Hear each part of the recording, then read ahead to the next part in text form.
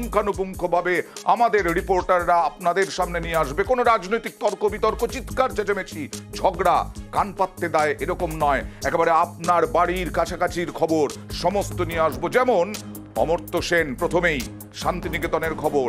অমর্ত্য সেনের 13 ডেসিমেল জমি নাকি তিনি দখল করেছিলেন, এরকমটাই অভিযোগ করে বারবার হুমকি চিঠি, হুঁশিয়ারি চিঠি এক প্রাক্তন উপাচার্য বিদ্যুৎ চক্রবর্তী বিশ্বভারতীর তিনি বারবার দিয়ে গেছেন।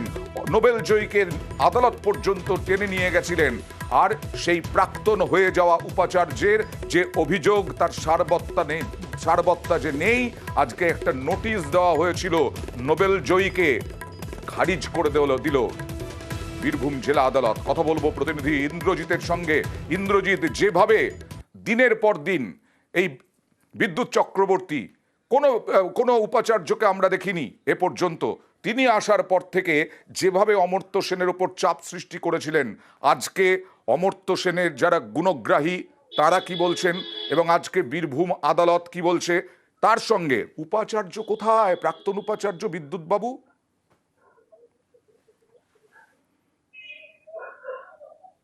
দেখো অয়নদা, যেটা বলে রাখবো, বিশ্বভারতীর প্রাক্তন উপাচার্য বিদ্যুৎ চক্রবর্তী তিনি যখন উপাচার্য এসেছিলেন, ঠিক তারপর থেকেই কিন্তু অমর্ত্য সেনকে লাগাতার আক্রমণ করে গেছেন।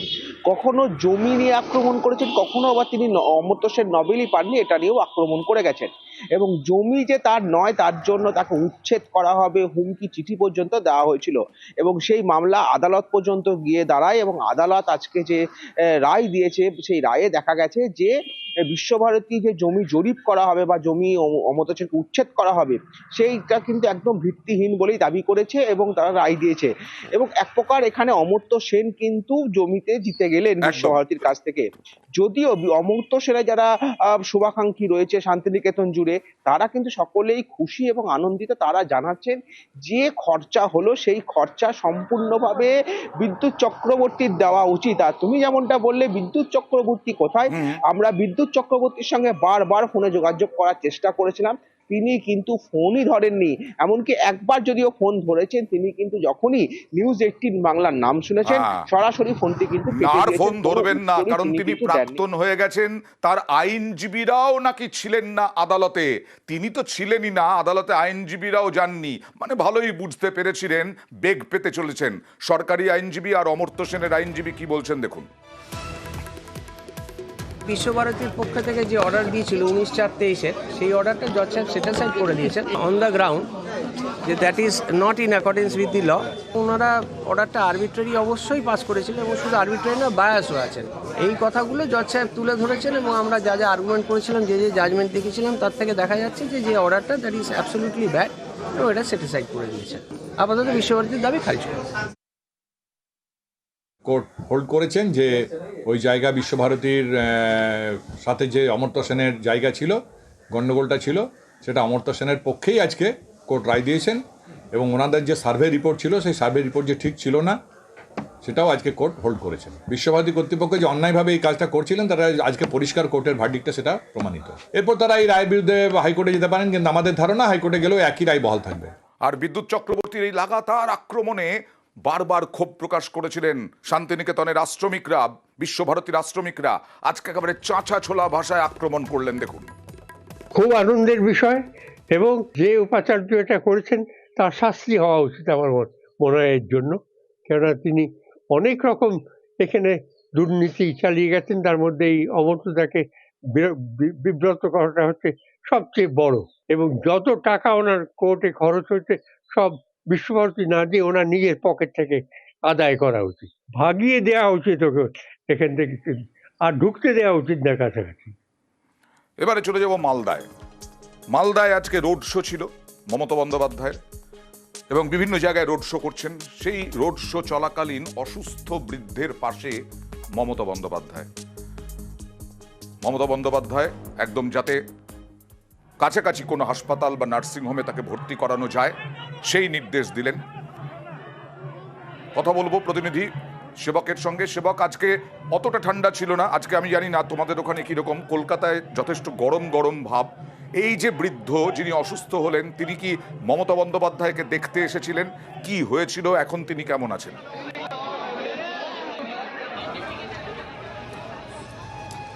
একদমই, দেখো আজকে মালদা শহরে রোড শো ছিল মুখ্যমন্ত্রী মমতা বন্দ্যোপাধ্যায়ের।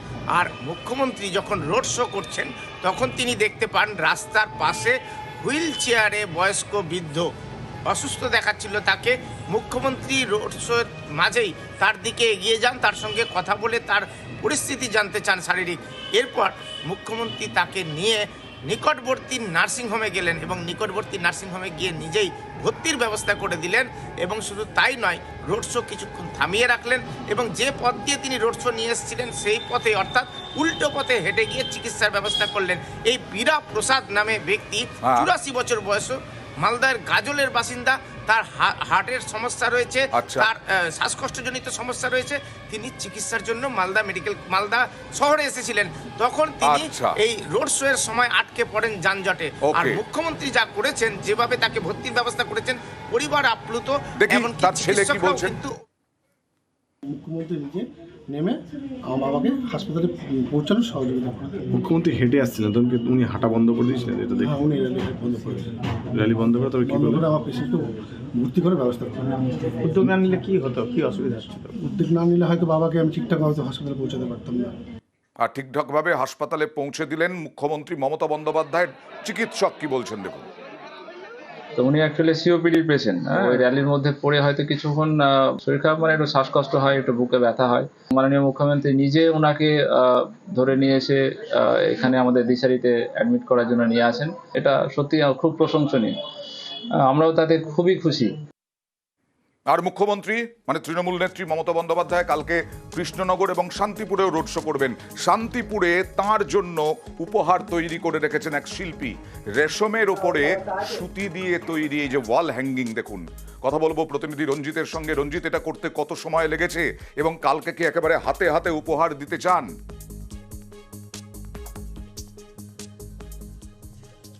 দেখো, মুখ্যমন্ত্রী মমতা বন্দ্যোপাধ্যায় শান্তিপুরে আসবেন প্রশাসনিক বৈঠক করতে। তার এই খবর পাওয়া মাত্রই শান্তিপুরের শ্যামনগরের তরুণ তাঁতশিল্পী অমিত ঘোষ এবং তার বন্ধুরা মিলে তারা গত 3 থেকে 4 দিন ধরে তারা দিনরাত এক করে শান্তিপুরের যে ঐতিহ্য তাঁতশিল্প, সেই হস্তচালিত তাঁতশিল্পের মাধ্যমে, সেই যন্ত্রের মাধ্যমে তারা ফুটিয়ে তোলার চেষ্টা করেন মুখ্যমন্ত্রী মুখায়ব। এবং তোমার জানি রাখি যে 3 থেকে 4 দিন তারা দিনরাত এক করে রেশমের ওপরে তারা সুতি দিয়ে সেই কাজ তৈরি করেছেন এবং সেটা চাইছেন যে ওয়াল হ্যাঙ্গিং সেটা মুখ্যমন্ত্রী মমতা বন্দ্যোপাধ্যায়ের হাতে তুলে দিতে। মূলত তাদের যেটা উদ্দেশ্য রয়েছে, একদিকে যেমন শান্তিপুরের তাঁত ঐতিহ্যবাহী এবং তাদের যে হাতের কাজ, তাদের নিপুণতা, সেটাই মুখ্যমন্ত্রীকে উপহার হিসেবে দিতে চাইছেন অমিত ঘোষ এবং তার শিল্পীরা।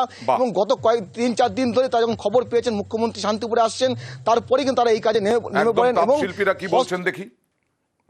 এটা বানিয়েছে অ্যাকচুয়ালি রেশমের ওপর কটন দিয়ে বানানো হয়েছে, পুরোটা হাতে বোনা। এটা শুরু করেছিলাম 3 থেকে 4 দিন ডে নাইট ধরে আমরা চেষ্টার পরে আজকে আমরা এটা কমপ্লিট করেছি। এটা মাননীয় মুখ্যমন্ত্রীর হাতে যদি আমরা দিতে পারি, আমাদের সমস্ত উইভাররাও খুব খুশি হবে। আমরা ওনার হাতেই তুলে দেওয়ার চেষ্টা করব। নিশ্চয়ই আপনাদের জন্য শুভেচ্ছা রইল নিউজ 18 বাংলার তরফেও। যেটা বলছিলাম, শান্তিপুর এবং কৃষ্ণনগরে রোড শো, তারপরে প্রশাসনিক সভা করবেন। আর তার আগেই কুপার্স ক্যাম্প, রানাঘাটে কুপার্স ক্যাম্প আপনাদের পরিচিত একটা নাম। একটু বলি, উদ্বাস্তু অধ্যুষিত এলাকা, উদ্বাস্তু এলাকা। 97 সালের পর থেকে ঘরে ঘরে জল ছিল না এই কুপার্স ক্যাম্পে। এবার ঘরে ঘরে জলের ব্যবস্থা হচ্ছে আরও কাজ। কথা বলবো প্রতিনিধি রঞ্জিতের সঙ্গে। রঞ্জিত, ঘরে ঘরে পানীয় জল, খাবার জল, এটা সম্পূর্ণ হতে কত সময় লাগবে? ইতিমধ্যেই তো অনেকের বাড়িতে জল পৌঁছে গেছে।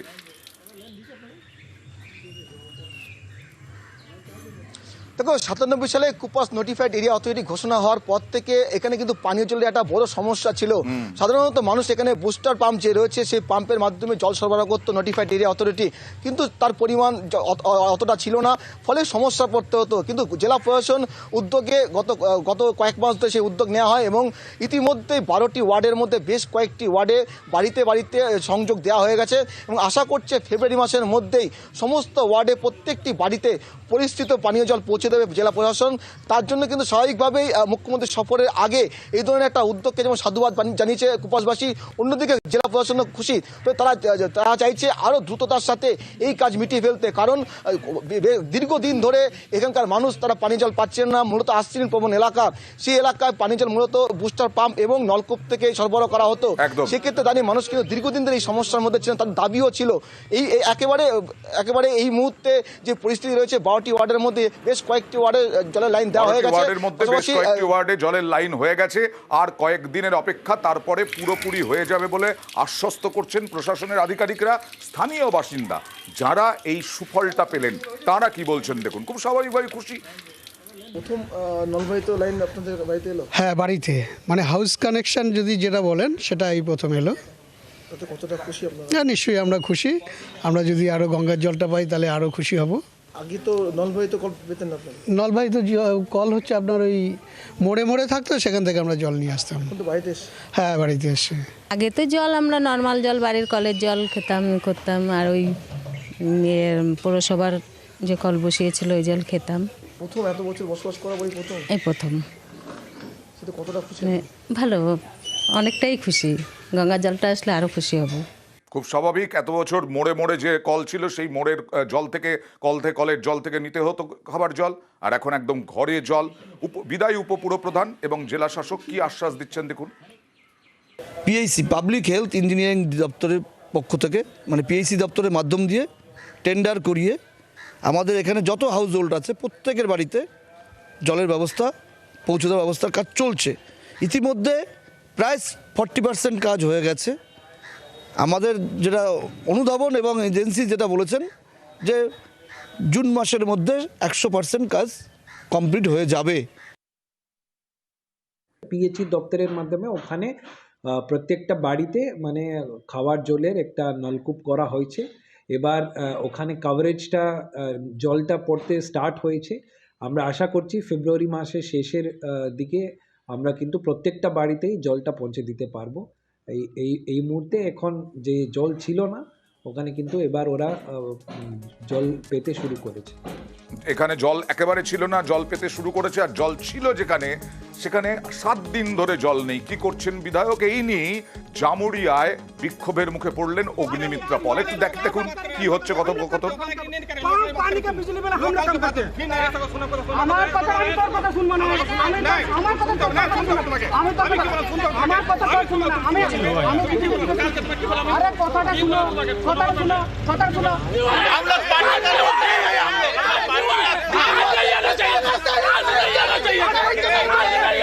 তারিখ থেকে আজ 13 তারিখ, তারপরে 31 তারিখ। হ্যাঁ, আজকে আপনি এসেছেন। अच्छा दीदी, जिस जगह पे आप आए जगह नंबर वार्ड में? मुझे वार्ड नंबर तो मालूम नहीं, क्योंकि ये तो मेरा विधानसभा है नहीं। और आप जहाँ हैं तो ये बनाया हुआ चीज, आप हमारे साथ चलिए। जो विभिन्न जगह है जहाँ पे तकलीफ है, यहाँ से 500 मीटर के दूरी पे, तो आप यहाँ हैं तो वहाँ पे आप चलिए, योगदान दीजिए। क्या प्रॉब्लम है? বিধায়কের এখানে কি করার আছে কথা বলবো প্রতিনিধি দীপকের সঙ্গে। দীপক, কি অভিযোগটা তো মানলাম যে 7 দিন ধরে জল আসেনি, এখানে বিধায়কের কি করা আছে, কি মনে করছেন বিক্ষোভকারীরা? দেখো, বিক্ষোভকারীরা মনে করছেন কি রাজনৈতিক লাভ তোলার জন্যই বিধায়ক সে নিজের বিধানসভা ছেড়ে পাশের বিধানসভা জামুরিয়ায় চলে গেলেন মানুষের সমস্যা। এই এলাকাটা অগ্নিমিত্রা পলের নয়, তাই তো? একেবারে আসানসোল দক্ষিণ বিধানসভা হচ্ছে বিধায়ক অগ্নিমিত্রা পলের, এবং এই যে ঘটনা ঘটেছে জামুরিয়ার এবি পিট এলাকা, সেটা হচ্ছে জামুরিয়া বিধানসভা।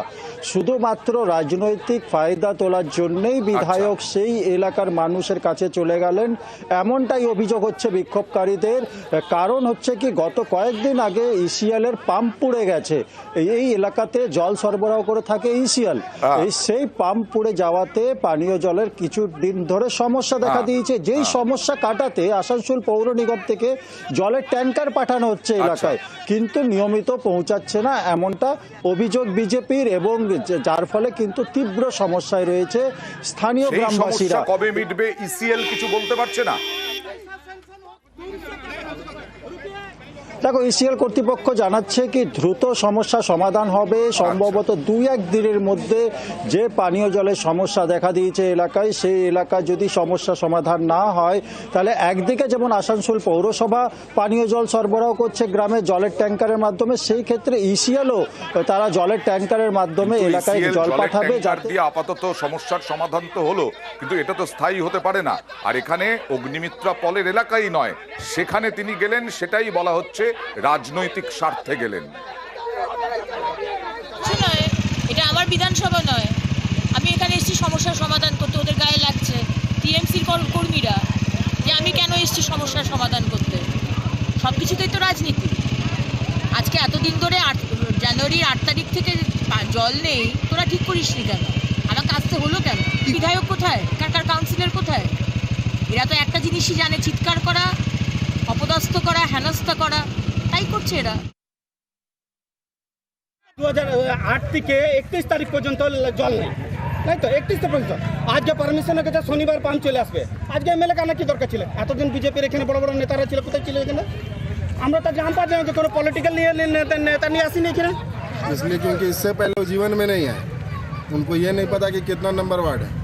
वो यहाँ आए क्योंकि उनको 2-4 लोग यहाँ मिले भी हैं, वो सब भाड़ा पे लोग लेके आए थे। और नहीं है तो पूरा वीडियो देखिएगा, एक भी एवी फीट का आदमी नहीं होगा।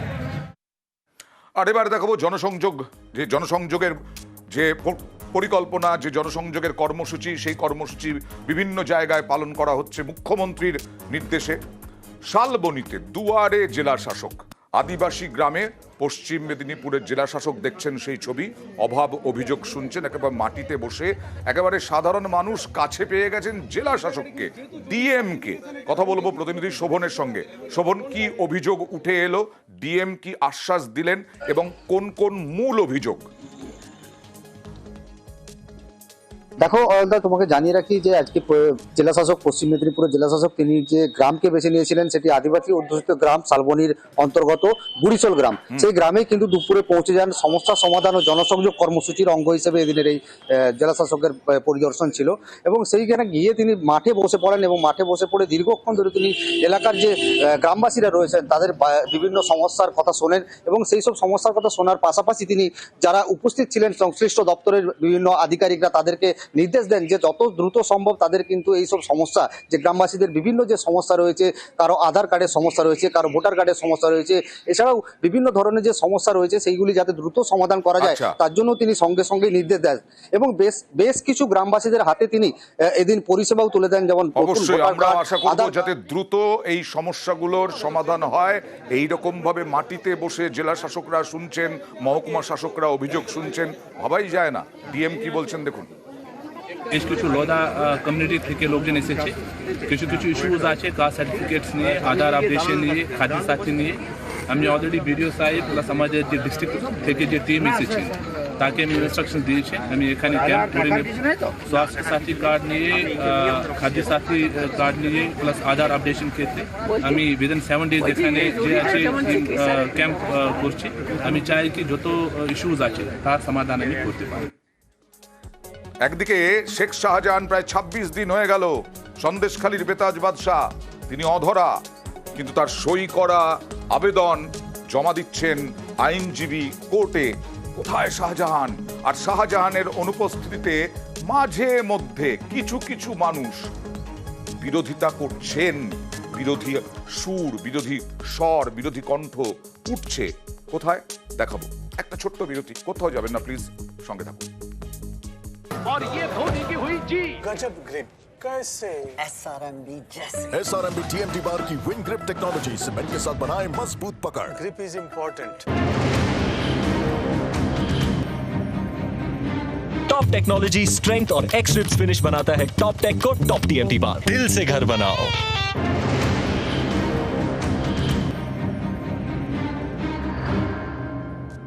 সন্দেশখালীর বেতাজ বাদশাহ শেখ শাহজাহান কোথায়?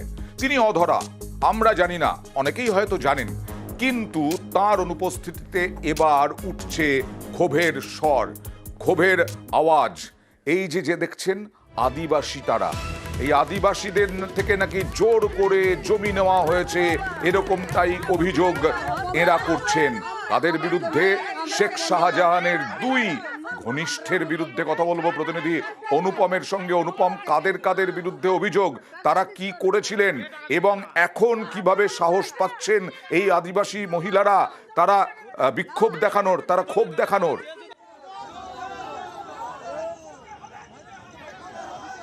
হ্যাঁ দেখো অয়নদা, এই যে সন্দেশখালীর উত্তম সর্দার আর হচ্ছে শিবু হাজরা, এই শিবু প্রসাদ হাজরা, এই দুজনের বিরুদ্ধে কিন্তু এবার কিন্তু একদম ক্ষোভ উগরে দিচ্ছে কিন্তু সন্দেশখালীর যে আদিবাসী এলাকার মানুষ।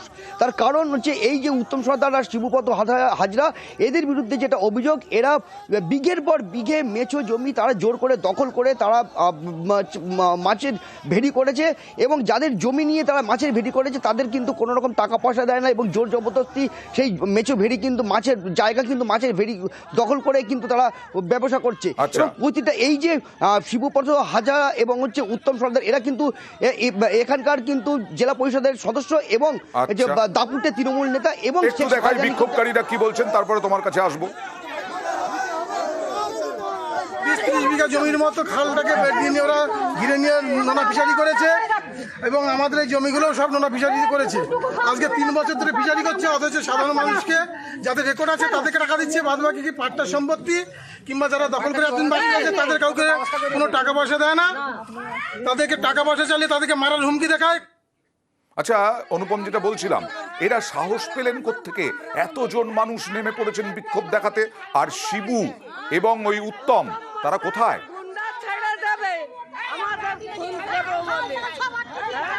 হ্যাঁ দেখো অয়নদা, এই যে শিবুপদ হাজরা এবং হচ্ছে উত্তম সর্দার, এই দুজন কিন্তু এলাকায় এতদিন ধরে যে দাপট দেখিয়ে বেরিয়েছে সেটা কিন্তু পুরোটাই কিন্তু শাহজাহান শেখের জন্য।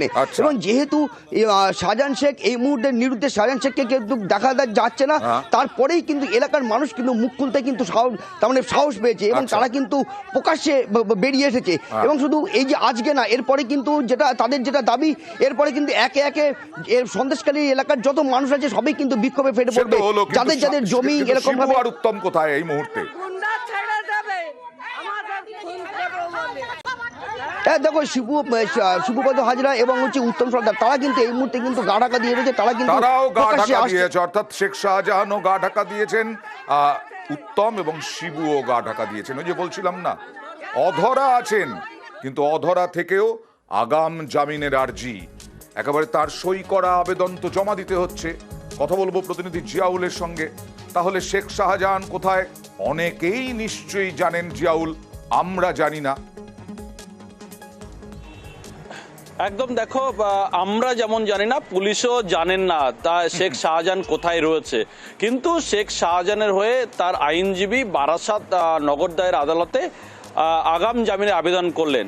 434 ফৌজদারি দণ্ডবিধিতে এখানে স্পষ্টভাবে উল্লেখ রয়েছে, যিনি আবেদন করছেন, যে আগাম জামিন আবেদন করছেন, তাকে অবশ্যই এই আবেদনপত্রে সই করতে হবে, অর্থাৎ তার সই লাগবে। কিন্তু পুলিশ বলছে তাকে খুঁজে পাওয়া যাচ্ছে না, কিন্তু তার আইনজীবী তার কাছে যাচ্ছেন, তার সঙ্গে কথা বলছেন এবং তার আবেদনপত্রে তার সই নিয়েই কোর্টে জমা দিচ্ছেন আগাম জামিনের। কিন্তু পুলিশ খুঁজে পাচ্ছে না, এটাই হচ্ছে একটা তাজ্জব ব্যাপার। কিন্তু আগাম জামিনের আবেদন করলেন এবং গ্রহণ করলেন জেলা নগর দায়ের আদালত এবং 26শে ফেব্রুয়ারি পরবর্তী শুনানির দিন ধার্য হচ্ছে। কিন্তু শুনানি টুনানি নয়, আসল হচ্ছে অবাক নয়, তাজ্জব আমরা হচ্ছি, অনেকে হচ্ছেন, অনেকেই তাজ্জব হচ্ছেন না। ডেটেড 5/1/24 এই কেস কানেকশানে একটা অ্যান্টিসিপেটরি দরখাস্ত করেছে শেখ শাহজাহান গতকাল, ওটা আগাম হিয়ারিংয়ের ডেট আছে 26 তারিখ। জামিন চেয়েছে, অ্যান্টিসিপেটরি বলছে, ও বলছে আমি এই কেসে এই ঘটনার সঙ্গে যুক্ত নেই। আগাম জামিন হবে কি হবে না সেটা রিপোর্ট না বলে বলতে পারছি না। সেই কেস ডায়েরিটা আসবে থানা থেকে, কেস ডায়েরিটা আমরা দেখবো, তারপরে কেস ডায়েরির মধ্যে ঢুকে যদি দেখি যে আপত্তি করার জায়গা আছে আমরা ডেফিনেটলি আপত্তি করবো, আর যদি দেখি যে আপত্তি করবার জায়গা নেই তাহলে যখন যেটা বলে সেটা বলবো। এ তো গেল শেখ শাহজাহানের কথা, তিনি বেতাজ বাদশাহ। কিন্তু নরেন্দ্রপুরে স্কুলে ঢুকে যে কোনো শিক্ষক শিক্ষিকাকে যারা মারধর করলো, এরকম বেধড়ক মারধর করলো, সেই ছবি দেখেছি আমরা, হাইকোর্টও দেখেছে। হাইকোর্ট নির্দেশ সত্ত্বেও এফআইআর এর নাম থাকা যারা, তারা আজও অধরা। পুলিশ গেল, বয়ান রেকর্ড করলো আক্রান্ত শিক্ষকদের, কিন্তু কাজের কাজ কি হলো? কথা বলবো প্রতিনিধি অর্পণের সঙ্গে। অর্পণ, প্রধান শিক্ষককে পাওয়া যাচ্ছে না, পঞ্চায়েত সমিতির সদস্যকে পাওয়া যাচ্ছে না, বিশ্বজিৎ বসু বিচারপতি তিনি অবাক হয়ে গেছিলেন, তাহলে তারা কোথায়?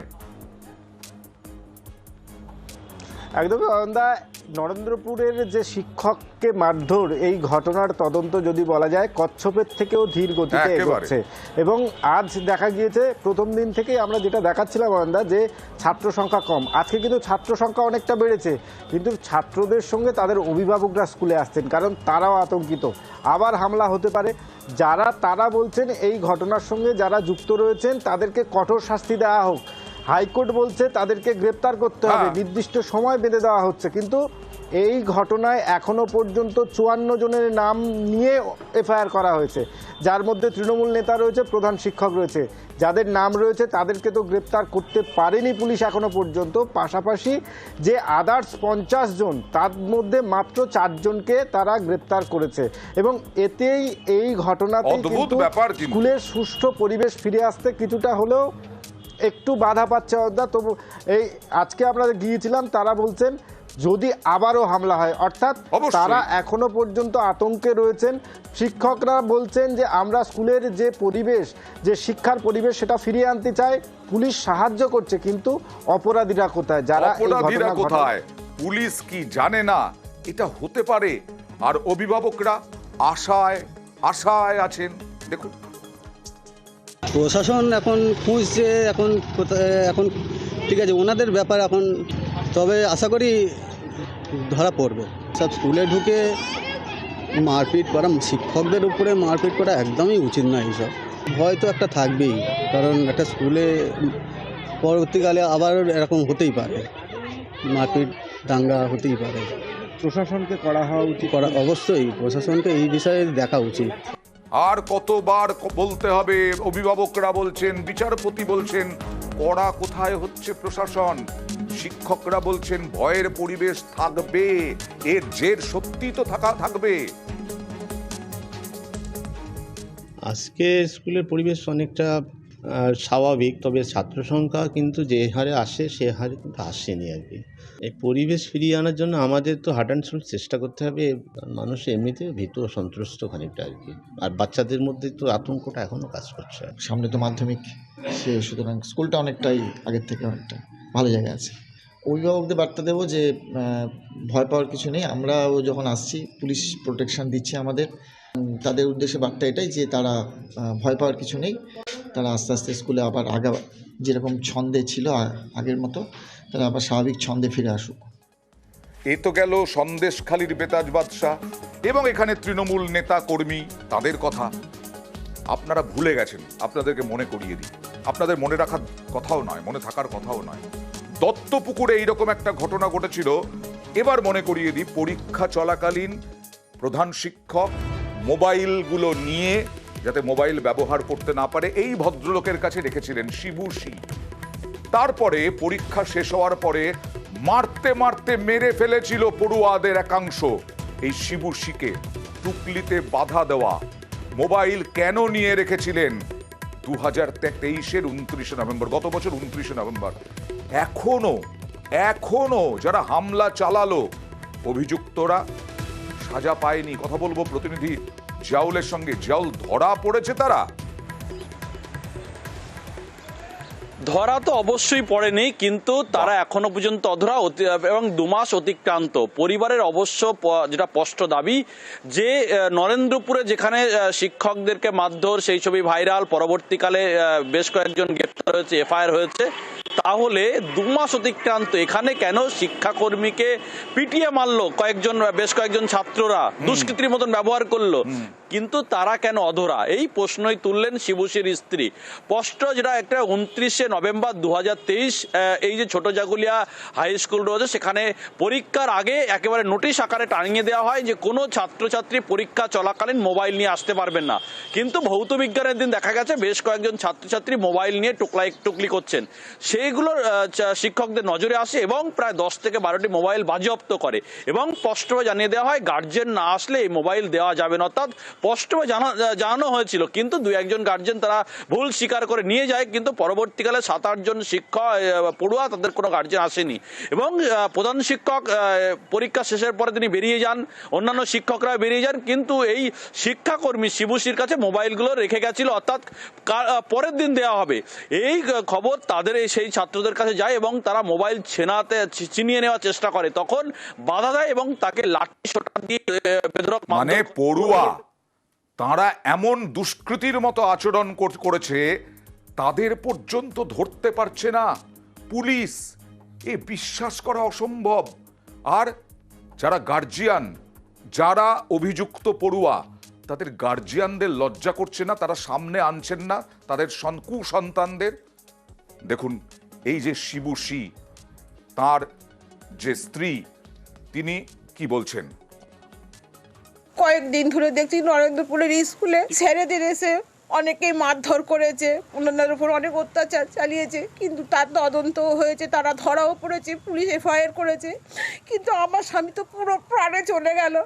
তার কোনো তদন্ত হলো না, তার কোনো কুলকিনারা হলো না। চাকরির কাজটা আমাকে দেবে, সে কাজটাও দিল না, কিন্তু একটা যে ধামা পড়ে গেছে, চাপা পড়ে গেল, জিনিসটা কেউ তদন্ত করলো না। এটা যদি তদন্ত হতো বা ওরা যদি অ্যারেস্ট হতো, শাস্তি পেত, আমি মনে প্রাণে শান্তি পেতাম। আমি চাইছি, এখনো চাইছি যে দোষীরা শাস্তি পাক। এরকম একটা ঘটনা ধামা চাপা পড়ে গেল, এটা হতে পারে? জানি না। এবার দেখাবো পানিহাটির খবর। এ প্রবলেম বহুদিনের পানিহাটিতে, আবর্জনা, ভাগাড় বন্ধ হয়ে গেছে, ভাগাড় নিয়ে টালবাহানা আর আবর্জনার পাহাড়। দেখুন পানিহাটি পুরসভা এলাকায়। কথা বলবো প্রতিনিধি সুবীরের সঙ্গে। সুবীর, এটা কি নিত্য নৈমিত্তিক ঘটনা? মানে এই রকম ভাবেই চলতে হয় পানিহাটির মানুষকে? সমস্ত ওয়ার্ডে একই রকম ছবি? দেখো অয়নদা, এটাই হচ্ছে এখন রোজকার সমস্যা হয়ে দাঁড়িয়েছে পানিহাটিবাসীর কাছে। অয়নদা, তোমাকে জানিয়ে রাখি, আমরা খবর দেখিয়েছিলাম যে পানিহাটির যে ভাগাড়, সেই ভাগাড়ের ময়লা আবর্জনা কিন্তু গাড়ি আটকে বিক্ষোভ দেখাচ্ছেন এলাকার স্থানীয় বাসিন্দারা। তাদেরও দেওয়ালে পিঠ থেকে গিয়েছে। তারা বলছেন বারংবার পৌরসভাকে জানানো সত্ত্বেও, প্রশাসনকে জানানো সত্ত্বেও কোনো রকম কোনো ব্যবস্থা নেওয়া হচ্ছে না। এবং ভাগাড়ের চারপাশে জনবসতি এলাকা গড়ে উঠেছে, বা বাচ্চা থেকে শুরু করে বয়স্ক প্রত্যেকেই কিন্তু এই যে দূষণ, এই যে দুর্গন্ধ, এর থেকে কিন্তু কোনো রকমের রেহাই পাচ্ছেন না। এবং এই যে ভাগাড়ে অর্থাৎ সলিড ওয়েস্ট ম্যানেজমেন্টের জন্য 53 কোটি টাকা বরাদ্দ করা হয়েছিল, কিন্তু সেটাও কিন্তু প্রযুক্তিগত কারণে অনেকদিন ধরে শুনে আসছি সুবীর, কিন্তু পুরসভা কিছু বলছে? তৎপরতা আছে পুরসভার, নাকি এইভাবেই চলতে হবে পানিহাটিকে? দেখো, পৌরসভার তরফ থেকে ভাগাড় উচ্ছেদ কমিটির সঙ্গে বৈঠক করা হয়েছিল এবং তাদেরকে বলা হয়েছিল মন্ত্রী ফিরহাদ হাকিমের সঙ্গে কিন্তু বৈঠক করানো হবে তাদের, এবং সমস্যার সমাধান হবে, কিন্তু সেটাও বিষবাও জলে। এবং আমরা কথা বলেছিলাম পানিহাটি পৌরসভার উপপৌর প্রধান সুভাষ চক্রবর্তীর সঙ্গে। তিনি বলেছেন সম্পূর্ণ ভাগাড় উচ্ছেদ কমিটির দিকে তিনি দায় ঠেলে দিয়েছেন। তিনি বলেছেন তারা বিক্ষোভ দেখাচ্ছেন, তারা গাড়ি আটকে দিচ্ছে, সেই কারণে ময়লা ফেলা যাচ্ছে না। কিন্তু এই যে সমস্যা, আপনারা প্রশাসনে বসে আছেন, আপনাদেরই তো দায়। এইভাবে মানুষ থাকতে পারে কখনো দিনের পর দিন? স্থানীয় বাসিন্দারা কি বলছেন দেখুন, তাদের যন্ত্রণার কথা। রাস্তা দিয়ে লোকজন যায়, নাকে কাপড় দিয়ে যায়, মাল এখানে অনেক দিন ধরে পড়ে আছে। হ্যাঁ, রাস্তা দিয়ে কিছু সরায়, ওই জমাট হয়ে গেছে, ভাগাড় বন্ধ, যার জন্য ফেলতে পারছে না। অনেক অসুবিধা, গন্ধ জমে আছে, 10টা পাবলিকই বলছে এই অসুবিধা। লোক যায়, থুতু ফেলে, নোংরা দেখে ঘেন্না করে, এইটাই আর কি আমার অসুবিধা। এই আসছে খরিদ্দার, আসছে নোংরা, কিরকম একটু ভাব পড়ে আর কি। মানে প্রায় অভ্যেস করে ফেলেছেন স্থানীয় বাসিন্দারা, কি করবেন আর। দেখুন পানিহাটি পুরসভার ভাইস চেয়ারম্যান কি বলছেন। ভাগাড় উচ্ছেদ কমিটি ব্যাপারটাকে যে একটা অনড় মনোভাব নিয়ে, যে আমরা এইখান থেকে ভাগাড় না সরালে আমরা ফেলতে দেবো না, এটা ঠিক নয়। আমরা তো চেষ্টা করেছিলাম, যে একটা সংস্থা রাজি হয়েছিল, কিন্তু আমরা দেখলাম আমরা এই প্রস্তাব দেওয়া সত্ত্বেও তারা কিন্তু মানল না। মাননীয় ফিরহাদ হাকিম মন্ত্রী, উনি দায়িত্ব নিয়েছেন, খুব তাড়াতাড়ি এটা সমাধান করে দেবে। আর এই দ্বন্দ্ব, ভাগাড় উচ্ছেদ কমিটি তার সঙ্গে পুরসভার এই দ্বন্দ্বে তো মরছে মানুষ। ভাগাড় উচ্ছেদ কমিটির কনভেনার কি বলছেন দেখুন। রোডের উপরে যে ডাম্পিংগুলো আছে আমরা পানিহাটি জল রাখতে আমরা সেগুলোকে কী করছি এবং আমাদের পাশাপাশি যে সমস্ত বাড়িঘরগুলো আছে তাদের স্বার্থ অনুযায়ী আমরা এটাকে আপাতত ডাম্পিং করতে দিচ্ছি। একটা মন্ত্রী সাহেবের সাথে অর্থাৎ মিউনিসিপ্যাল অ্যাফেয়ার্সের মিনিস্টার ফিরাদ হাকিমের সাথে মিটিং করার একটা অ্যারেঞ্জমেন্ট করছে এবং সেটা 4 দিন হোক 7 দিন হোক 10 দিন হোক 15 দিন হোক করবে। যতদিন করবে কৃষি সিদ্ধান্ত না হয় ততদিন পর্যন্ত ওরা ডাম্পিংটা রাখবে। এবার আবার নাম উঠে আসছে ভাঙড়ে। না, বোমাবাজি, গুলি, মৃত্যু, খুন রাজনৈতিক সংঘাত নয়, পুকুর ভরাট দেখাই না বহু এলাকার? ভাঙড়েও পুকুর ভরাট, জলা জমি ভরাট চলছে অবাধে, দেদার। কথা বলবো প্রতিনিধি কল্যাণের সঙ্গে। কল্যাণ, ভাঙড়ে কি দেখার কেউ নেই? কে করছেন এই জলা জমি ভরাট? কারা করছেন? কোন জায়গায় হচ্ছে? একেবারেই অয়ন্দা জানিয়ে রাখি, ভাঙড়ের কোচপুকুর একেবারে নিউ টাউন লাগোয়া এই এলাকা কার্যত ওয়েটল্যান্ড, আর সেই ওয়েটল্যান্ডের জলাভূমি ভরাটের অভিযোগ উঠেছে এবার এলাকার তৃণমূল নেতার বিরুদ্ধে। এলাকার তৃণমূল নেতা মহসিন গাজীর পাশাপাশি জহিরুদ্দিন ফকির নামে আরও এক তৃণমূল নেতা, মোট 2 জন তৃণমূল নেতার বিরুদ্ধে কিন্তু এই অভিযোগ উঠছে। আর এই অভিযোগ তুলছে কারা? এই অভিযোগ তুলছে এলাকারই অপর এক তৃণমূল নেতা।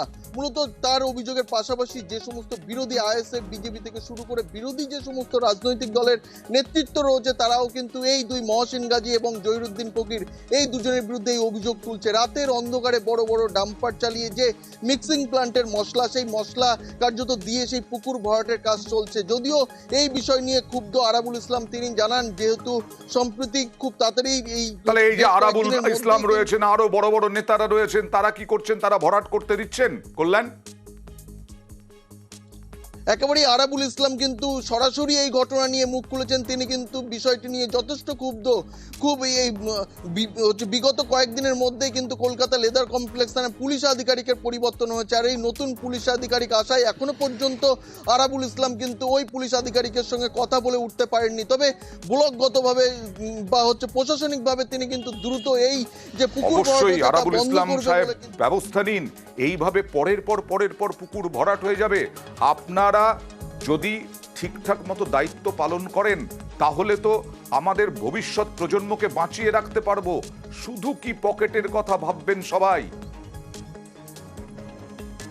অনেকভাবে শুনছি ওখানে 4টে পুকুর ভরাট হচ্ছে, 5টা পুকুর ভরাট হচ্ছে, খাস জমি জোর করে দখল করা হচ্ছে, ওয়েটল্যান্ডে দখল করা হচ্ছে, একটার পর একটা ঘটনা ঘটছে। যে এই ধরনের পুকুর ভরাট বা এই ধরনের অন্যায় কাজ, অন্যায় আবদার দল কোনোদিন মানে না। যারই নাম আসুক, সে যত বড় লাটের বাঁট হোক আর হরিদাস হোক, যারা অন্যায় কাজ করুক তাদের বিরুদ্ধে প্রশাসনের কাছে আমার অনুরোধ থাকবে তাদের বিরুদ্ধে যথাযথভাবে অ্যাকশন নেওয়া, অবিলম্বে এই ধরনের কাজের সাথে যারা যুক্ত তাদের বিরুদ্ধে ব্যবস্থা নেওয়া বা অবিলম্বে সেই কাজ বন্ধ করা। যথেষ্ট ক্ষোভ প্রকাশ করলেন। এবার দেখি আরাবুল ইসলাম কতটা সাহায্য করেন এই কাজে, পুকুর ফিরিয়ে দেওয়ার কাজে। আইএসএফ তো সুযোগ পেয়েছে, রাজনীতি করতে ছাড়বে কেন? ওই এলাকার তৃণমূলের হারমাদদের মদতে ওই সমস্ত জায়গাগুলো তারা ভরাট করে বিভিন্ন কোম্পানির হাতে, বিভিন্ন তৃণমূলের নেতাদের পার্টি অফিস, বিভিন্ন তৃণমূলের ব্যবসা, দোকানপাট হারে এই সমস্ত কাজ করছে। কোনো তৃণমূলের নেতা বা কোনো সাধারণ মানুষ কোনো রকমভাবে যেন দখল না করতে পারে, এটা আমরা প্রশাসনের কাছে আবেদন রাখবো। প্রশাসন অবিলম্বে এই কাজটা যেন দেখে। আর এবার দেখুন এক কপাল খারাপ, কি কপাল খারাপ এক বৃদ্ধের শেষ বয়সে কি অবস্থা দেখুন। 85 বছরের বৃদ্ধ, রাস্তায় ফেলে চলে গেলেন আত্মীয়রা। রাস্তায় কেটেছে রাত। কালকে অনেক জায়গায় বৃষ্টি হয়েছে, বৃষ্টিতে অসুস্থ হয়ে পড়েছেন, বৃষ্টিতে ভিজেছেন। সব টাকা তুলে নিয়েছে আত্মীয়রা, 500 টাকা পকেটে পুরে তাকে ফেলে রেখে চলে গেলেন। কথা বলবো প্রতিনিধি অরুণের সঙ্গে। অরুণ, সকাল থেকে তো এই ছবি দেখাচ্ছি, কিছু জানা গেল? ঠিকানাপত্র জানা গেল? কারা ফেলে গেলেন? কত বড় নৃশংস আত্মীয়, তাদের পরিচয় জানা গেল? দেখো, একেবারে টিটাগড় পৌরসভা 17 নম্বর ওয়ার্ড বিটি রোডের ধারে কিন্তু এই বৃদ্ধকে ফেলে গেছিল তার আত্মীয়রা। কেশবচন্দ্র স্ট্রিটে তার বাড়ি। বৃদ্ধ কিন্তু এইটুকু শুধু বলতে পারছেন, তাকে গাড়ি করে নিয়ে এসে রাত্রি বৃষ্টির মধ্যে তাকে এখানে ফেলে দিয়ে চলে যায়। এবং তাকে শুধু তাই নয়, তার যে আমরা যে ATM card, voter card, PAN card, Aadhaar card সব তার সঙ্গে ছিল। তাকে 2 কপি ফটো যাতে কেউ পায় সেই ব্যবস্থাও কিন্তু করে গেছিল আত্মীয় স্বজন। তার পকেটে একটা 500 টাকার নোট দিয়ে ফেলে গেছে। সারা রাত বৃদ্ধ ভিজেছে। আজকে সকালবেলা আধার কার্ড, ভোটার কার্ড দেখে তার বাড়ির ঠিকানা পুলিশ এখনো পর্যন্ত কিছু করতে পারেনি। কেউ উনি বলতে পারছেন না কারা ফেলে গেল? দেখো টিটাগড় থানার পুলিশ, হ্যাঁ দেখো এই ভোটার কার্ড দেখে তার পরিবারের সঙ্গে কথা বলা হয়েছিল। তার পরিবারের যে ভাগনা যিনি তাকে ফেলে গেছিলেন তার কোনো ফোন তাকে পাওয়া গেল না, কিন্তু তার পরিবারের এক সদস্য বললেন তিনি নাকি একটা হোমে ছিলেন, সেখান থেকে তিনি পালিয়ে চলে এসেছেন। যে অবস্থায় আমরা তাকে দেখেছি সেই অবস্থায় একটা বৃদ্ধ কখনো পালিয়ে এই টিটাগড়ের মতন জায়গায় কেশবচন্দ্র স্ট্রিট থেকে আসতে পারে না। সেই বৃদ্ধ নিজে বলছে যে আমাকে রাস্তার ধারে শুয়ে দেখে গেছে, বিভিন্ন খেতে দেয়নি। তার এই মুখের তার নিজের যে জবান সেটা কিন্তু আমরা পেয়েছি।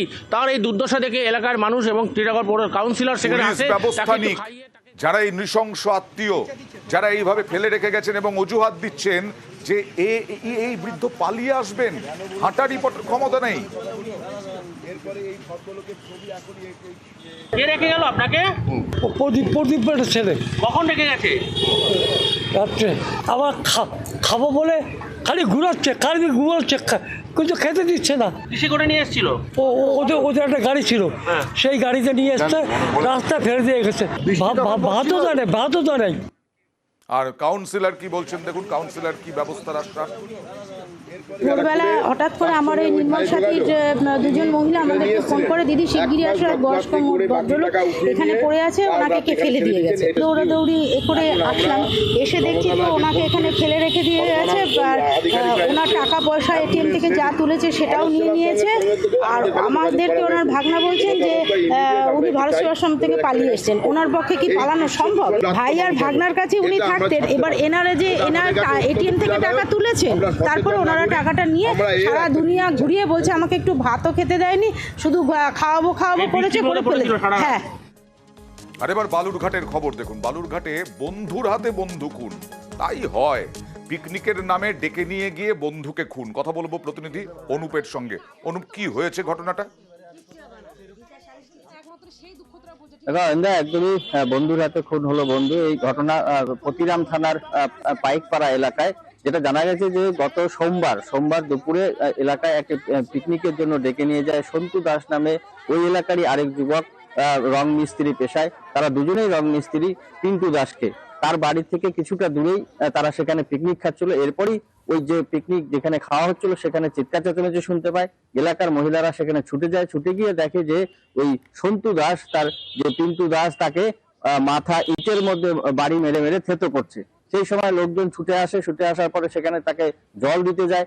এলাকার লোকজন বলে তার বাবা সেখানে দাঁড়িয়েছিল, এই সন্তু দাসের তাদের সামনে এই ঘটনা ঘটেছে, কিন্তু তারা কিছু করেনি। এরপরে স্থানীয় মানুষরা ছুটে গিয়ে, পরিবারের লোকজন ছুটে গিয়ে তাকে বালুরঘাট হাসপাতালে নিয়ে আসে। সেখান থেকে তাকে মালদা স্থানান্তরিত করা হয়। মালদা নিয়ে যেতে সেই পিন্টু দাসের কিন্তু মৃত্যু হয়। আজ ময়নাতদন্তের পরে তার দেহ যখন দেওয়া হয়, সেখানে তার বাড়িতে নিয়ে গিয়ে তার পরিবারের লোকজন এবং এলাকাবাসীরা কিন্তু ব্যাপক উত্তেজনা সৃষ্টি করে। তার যে অভিযুক্ত যে সন্তু দাস, তার বাড়ির সামনে মৃতদেহ রেখে তারা কিন্তু বিক্ষোভ দেখাতে থাকে। ঘটনাস্থলে পৌঁছায় ডিএসপি হেডকোয়ার্টার, পুলিশ গিয়ে আশ্বস্ত করে তারপরে কিন্তু দেহ সন্ধ্যের পরে এবার কি হয়। আমরা তখন এখান থেকে ছুটে দৌড়ে চলে আসি, দেখি যেখানে মারামারি হয়ে গেছে। ইটে আর কি ছেলেটা আর কি ইটে ফাঁসাচ্ছে, ঠিক আছে? ওই যে মারা গেছে পিন্টু দাস, তাকে মারা হয়ে গেছে। আমরা আসি, তারপরে দেখি জল ঢালতেছিল, আর যে মারছে সন্তু দাস, ওর বাবা পাশে দাঁড়াই ছিল।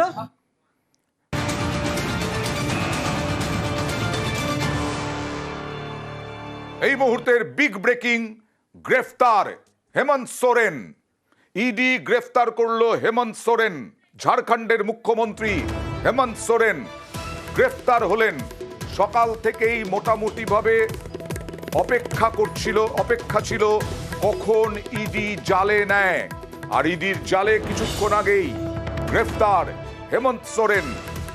ঝাড়খণ্ডের মুখ্যমন্ত্রী হেমন্ত সোরেন। তাহলে এবার কি হবে? ঝাড়খণ্ডের ভবিষ্যৎ মুখ্যমন্ত্রী কে? শোনা যাচ্ছিল তিনি গ্রেফতার হতে পারেন এই আশঙ্কায় তার স্ত্রীকে তিনি মুখ্যমন্ত্রী করবেন।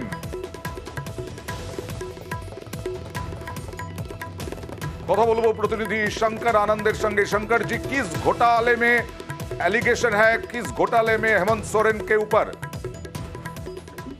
देखिए, झारखंड के मुख्यमंत्री हेमंत सोरेन पर आरोप की अगर बात करें तो ये मामला जो है लैंड डील से जुड़ा मामला है और इस मामले में पिछले 1.5 साल से जांच एजेंसी ईडी के द्वारा इस मामले की तफ्तीश की जा रही है। और जिस तरह से इस मामले की तफ्तीश की अगर बात करें तो इस मामले में अब तक कई लोगों की गिरफ्तारियां हो चुकी हैं और इस मामले में कई लोगों से पूछताछ हो चुकी है।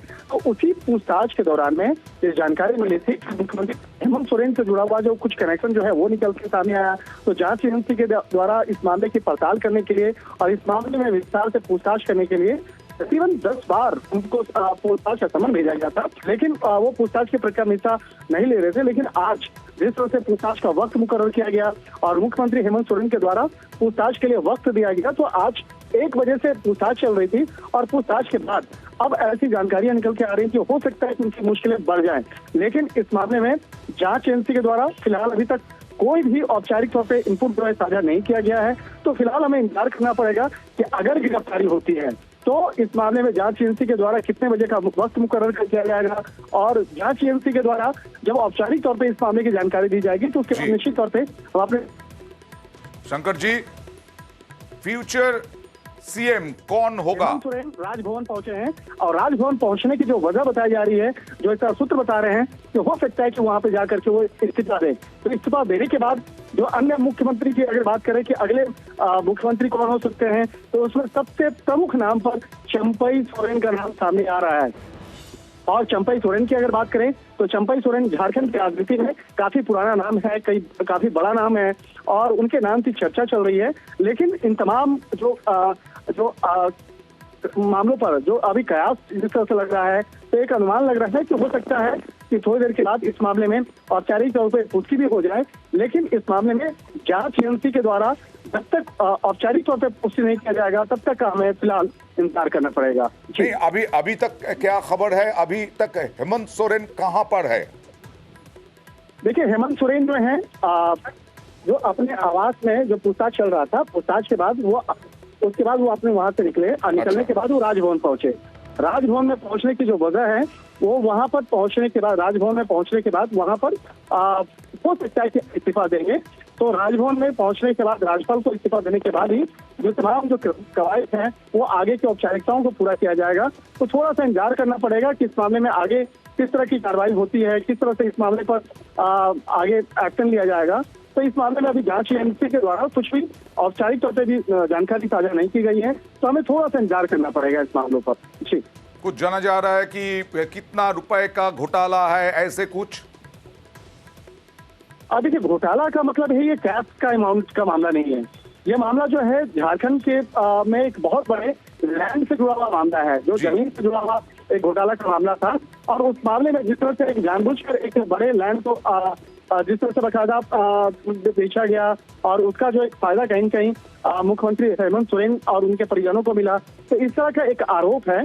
और इसी आरोप को जानने के लिए, समझने के लिए जिस तरह से बकायदा पूछताछ का 10 बार सम्मन भेजा गया था और आज जब पूछताछ की जा रही थी, तो पूछताछ के बाद तमाम जो जानकारियों को इकट्ठा करने के बाद आज मुख्यमंत्री हेमंत सोरेन से तमाम जानकारियों को इकट्ठा किया गया और थोड़ी देर के बाद हो सकता है कि इस मामले में औपचारिक तौर पर पुष्टि कर देंगे। ये जो अगले सीएम है ना, आप बोल रहे थे कि चंपई सोरेन, ये कौन है? शंकर जी, हाँ सर, दोहराएं। चंपई सोरेन कौन है, इसका बैकग्राउंड क्या है? चंपई सोरेन की अगर बात, झारखंड की राजनीति में बहुत पुराना नाम है। जेएमएम पार्टी से जुड़ी हुई है और जेएमएम पार्टी से जुड़ी हुई है, काफी वरिष्ठ नेता हैं और हेमंत सोरेन के परिवार से जुड़ी हुई हैं। तो उनके नाम की जो चर्चा है, उनके नाम को लेकर पिछले काफी समय से चर्चाएं चल रही थी। लेकिन चर्चा तो मुख्यमंत्री हेमंत सोरेन की पत्नी कल्पना को लेकर भी हुआ था और कल्पना सोरेन को लेकर चर्चा हुई थी कि कल्पना सोरेन को भी मुख्यमंत्री बनाया जा सकता है। लेकिन अब जो है तमाम अटकलों पर जिस तरह से अचानक चंपई सोरेन का नाम सामने आया है और पिछले काफी समय से चर्चा थी कि अगर मुख्यमंत्री हेमंत सोरेन इस्तीफा देते हैं तो हो सकता है कि कल्पना सोरेन जो हेमंत सोरेन की पत्नी है उसको मुख्यमंत्री बनाया जा सकता है।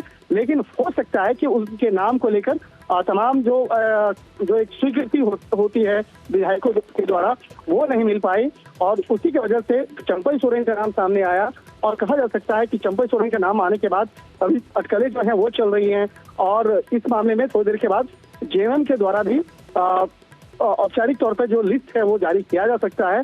लेकिन अभी जो वहाँ के जो लोग हैं, स्थानीय लोग हैं, स्थानीय नेता हैं, उनके द्वारा ये चर्चा की जा रही है कि चंपाई सोरेन अगले मुख्यमंत्री बन सकती हैं। और जिस तरह से उनके नाम को लेकर अटकलें चल रही हैं, कवायद चल रही है कि उनके नाम पर मुहर लग सकता है, तो फिलहाल हमें थोड़ा सा इंतजार करना पड़ेगा कि क्या चंपाई सोरेन झारखंड के अगले मुख्यमंत्री होंगी। और अगर हेमंत सोरेन की गिरफ्तारी की औपचारिक तौर पर पुष्टि होती है तो निश्चित तौर पर ये अपने आप में बहुत बड़ी खबर होगी और इसका असर सिर्फ झारखंड नहीं बल्कि राष्ट्रीय परिप्रेक्ष्य में भी देखा जा सकता है। राष्ट्रीय स्तर की जो राजनीति है उसमें भी इसका असर अच्छा खासा देखने को मिल सकता है। शंकर जी हमसे बने रहिए। এই মুহূর্তে আমরা দেখাবো ঝাড়খণ্ডের বিধায়ক, ঝাড়খণ্ডের মন্ত্রী তার বক্তব্য। उन्होंने तय किया है कि वो इस्तीफा दे रहे हैं और हमने अपना लीडर आदरणीय चंपाई सोरेन जी को चुन लिया है और उसका दावा हम लोग प्रस्तुत करेंगे। सारे विधायक हमारे साथ हैं। विधायकों को अंदर पहले जाने दिया गया, फिर बाहर किया गया। अब ये देखते हैं कि राज्यपाल महोदय अगर बुलाएंगे तो हम लोग सारे विधायकों के साथ पैरेड कर पाएंगे। অর্থাৎ সবাই একমত চম্পাই সোরেন মুখ্যমন্ত্রী হওয়াতে, কারো কোনো দ্বিমত নেই জানিয়ে দিলেন এই বিধায়ক। এবং সবাই মিলে রাজভবনে গিয়ে ঝাড়খণ্ডের মুখ্যমন্ত্রী হিসেবে চম্পাই সোরেনের নাম প্রস্তাব রাখবেন রাজ্যপালের কাছে। জমি দুর্নীতি মামলায় ইতিমধ্যেই গ্রেপ্তার হয়েছেন ইডির হাতে ঝাড়খণ্ডের মুখ্যমন্ত্রী হেমন্ত সোরেন। গত 3 দিন ধরে তিনি নিখোঁজ ছিলেন। গত 3 দিনের মধ্যে তাকে বহুবার তলব করা হয়েছে। আজকে ঝাড়খণ্ডের মুখ্যমন্ত্রী হেমন্ত সোরেন তিনি নিজে ইডিকে ডাকেন, ইডি তার বাড়িতে যায় এবং তারপরে তাকে দীর্ঘক্ষণ জিজ্ঞাসাবাদের পর এখনো পর্যন্ত সরকারিভাবে ঘোষণা হয়নি, কিন্তু ইডির জালে ঝাড়খণ্ডের মুখ্যমন্ত্রী এবং তার পরিবর্তে চম্পাই সোরেন, তারই পরিবারের দীর্ঘদিনের রাজনীতিক চম্পাই সোরেন হতে চলেছেন মুখ্যমন্ত্রী। আর এই সব খবর নিয়ে আরো খবর নিয়ে আসবে আমার সহকর্মী প্রিয়াঙ্কা। অন্য